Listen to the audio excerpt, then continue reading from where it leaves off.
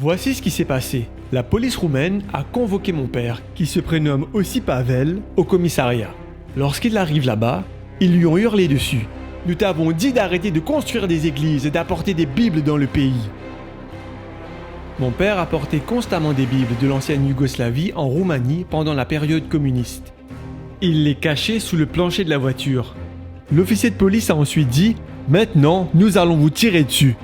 Mon père, en regardant le policier droit dans les yeux, lui dit « Eh bien, vivre est une occasion de servir. C'est aussi un privilège de mourir pour le Christ. C'est Christ que je verrai en premier à la résurrection, qui pour moi sera dans une seconde. » Je pense que le policier ne s'attendait pas à cette réponse. Tout ce qu'il a pu répondre, c'est « Vous êtes fou !» Eh bien, a dit mon père, pour servir le Christ, il faut être fou.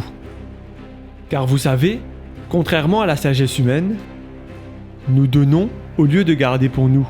Nous sommes humbles au lieu d'être orgueilleux. C'est fou, mais vous savez, Dieu exerce sa puissance d'une manière qui nous semble insensée.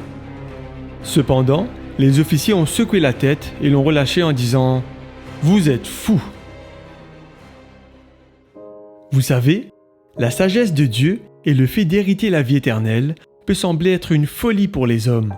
Et c'est là le pouvoir de Dieu. Le monde ne comprend pas ce que nous faisons, mais nous le faisons par la foi en sa parole. Et la fidélité est une preuve que nos regards sont fixés au-delà des réalités terrestres.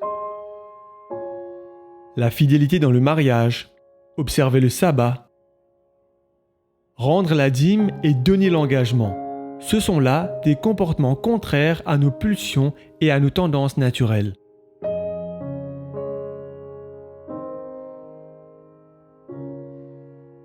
Lorsque vous rendez votre dîme et que vous donnez votre engagement, demandez au Seigneur de faire de vous un insensé pour le monde et sage à ses yeux. Participez à la fondation de son royaume et au salut d'autrui. Mettons nos désirs en dernier et Dieu en premier.